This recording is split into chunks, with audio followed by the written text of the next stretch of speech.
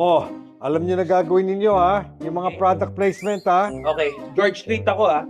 O, ikaw saan? Banda din. O, ako dito ko sa Queens Chuchu. Okay, sige. Okay, ikaw. Saan ba yun? Okay, bye. Ayusin mo ah. Where will I go now? I go straight.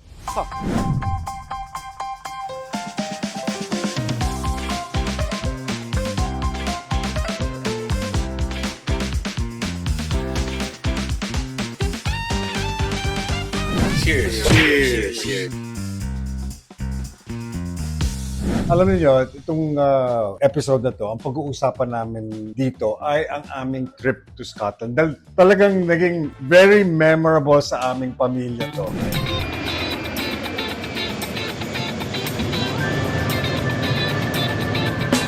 Alright, usapang banayad tayo. Alam niyo, yung mga tao gusto nilang malaman, saan ba nanggaling tong banayad whiskey?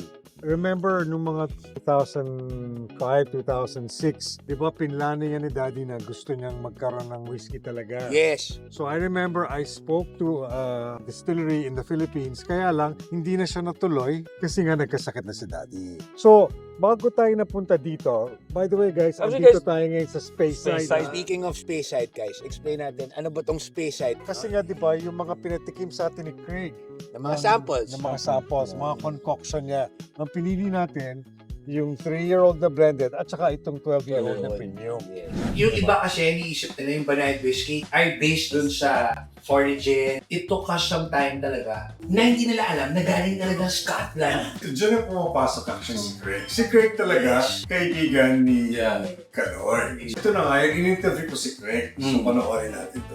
Right here, I am with Craig. He is the one that made everything possible for Banayad Whiskey. So the first time I met Craig was in Manila, and he had all these like little bottles. So we were there we were doing a taste test, and somehow we all liked what Craig did. Now that we are here in Scotland, what makes Scotch whiskey different? The number one thing about whiskey is the water source. So what's so special about Scottish water?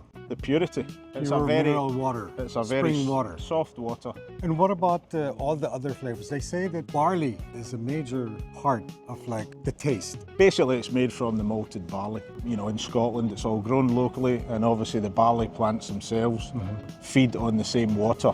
Why do you think Pidol's Banayad whiskey is special? A blended whiskey is a mix of single malts that come from multiple different yes. distilleries. And so you can take 10% of one, 15% of another, 20% of another, and adjust that blend till you get the flavour that you want.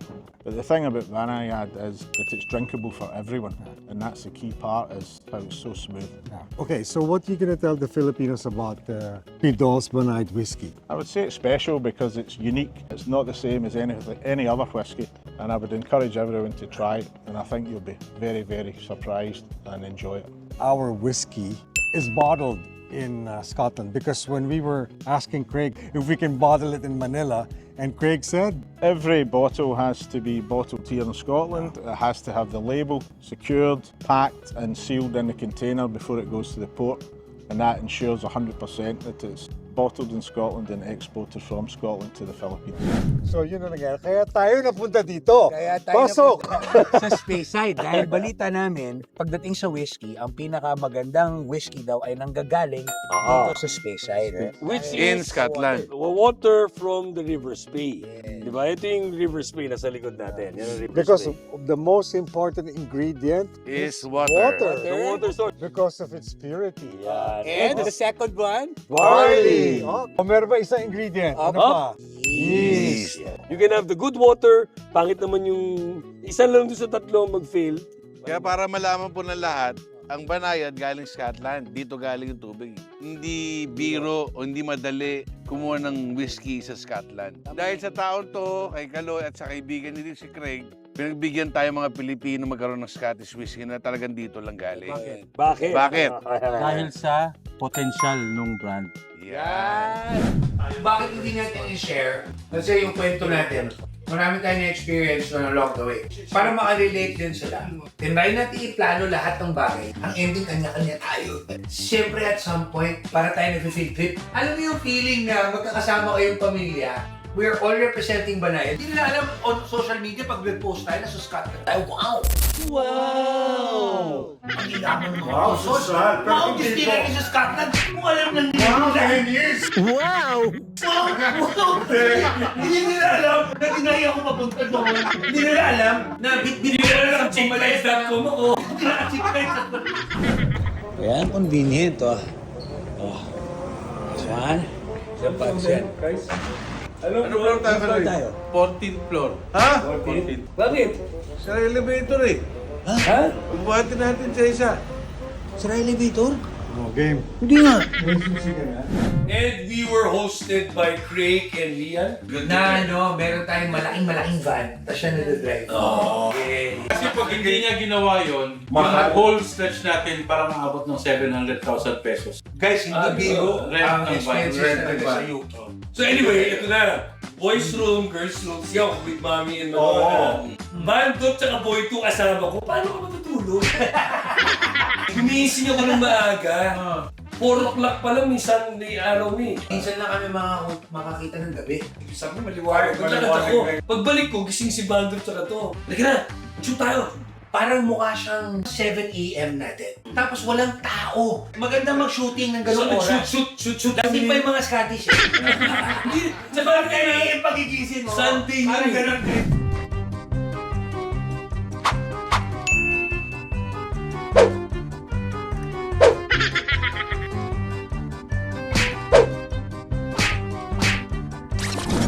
Actually, itong Scotland namin, it's parang grassroots project to. Pinag-uusap nga kami ni Dos sa isang gabi. So ano ba talaga, ba't kami nag-kills? Bakit kami kumbaga, hinanap namin yung grassroots kung saan nanggaling yung iniinom namin ngayon, di ba? And kasama na dun yung pagsuot namin ng kills, do what the Scottish do. Nung araw kasi na yon, nag-decide po kasi kami na mag-kilts kami. Yan na, ito muna So, yung nag-kilts kilt. kami. Tapos, Usapang kilt. so sinabi sa amin ni Craig na merong nare-rentahan. So, nagrenta kami ng... Okay, itong nirentahan, hindi ito yung binibili sa tindahan na tigpo 40 pounds, ha? Ito yung parang designer. Kumbaga, Armani. Armani. There was a time, si Craig, sinusundo niya tayo sa Airbnb space. Akala daw niya, may mga Scottish, hindi pa natutulog, na parang itong mga lasing na hindi pa natutulog to. Kakain na to. Nagsusunod tayo eh. Akala niya legit talaga tayo mga Scottish. Scottish. Meron tayong mga footage actually. Meron. Panoorin niyo muna to. Good morning.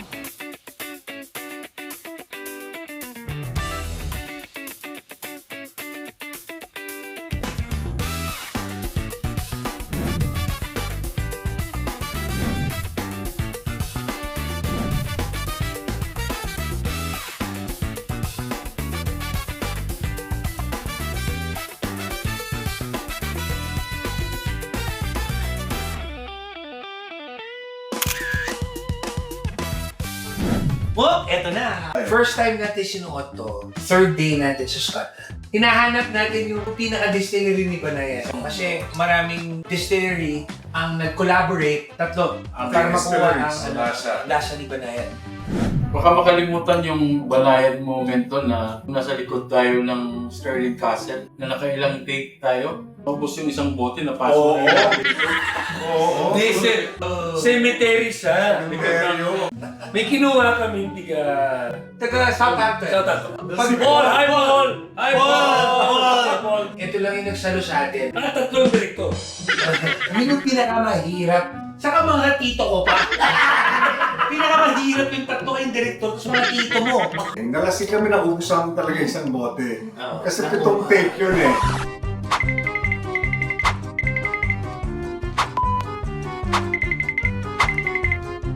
Two hours later. Kanina ka pa na nagtutulig na ako sa kakaganon mo eh.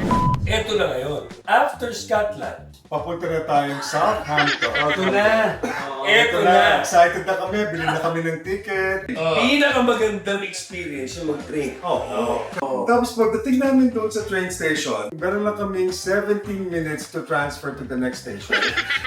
Sa biyahe namin ganito, Guys, palagi ang nasa una. Palagi ako sa dulo. Tapos si Boy 2 tsaka si Vandolph. Ang problema, ang dami lusutan sa London Underground, di ba? Oo, hindi maganda. Talaga mahirap. To make a long King's story Cross, short, King's Cross. na-late po kami, hindi namin naabutan yung train. Nakiusap kami, inalaw naman kami i-take yung train after an hour. So pagdating namin doon, okay na naman kami, kaya na parang pagod na pagod. Dumating tayo mga 3 o'clock yata. Yung Stonehenge malapit lang. Ako talaga, pinilit ko talaga pumunta ng Stonehenge.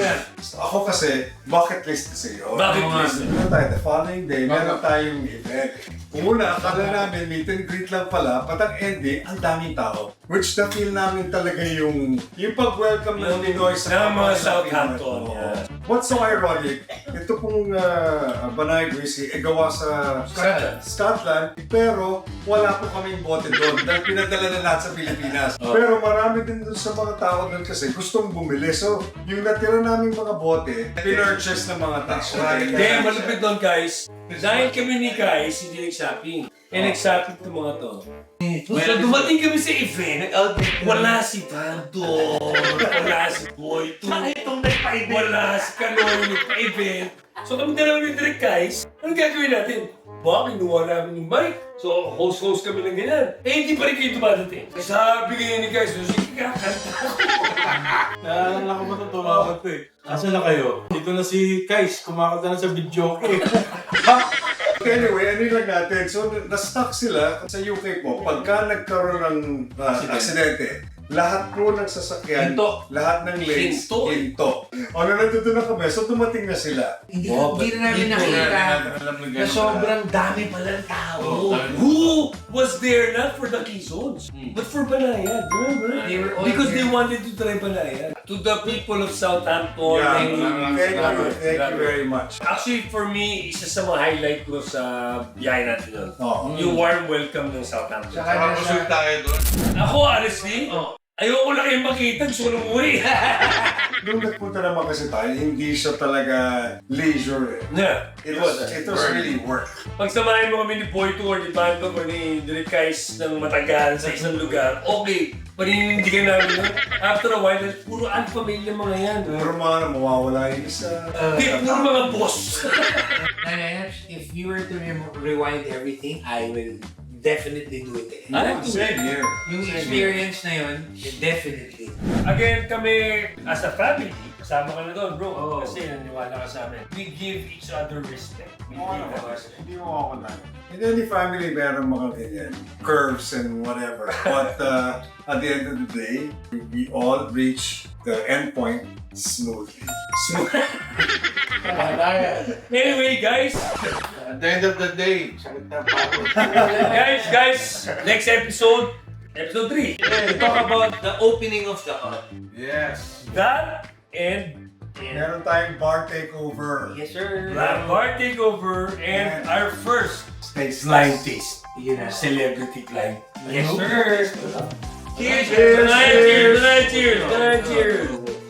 Episode Mga kabanayad, see you next episode. Next episode. Next, ano? Dami pa rin sa akin.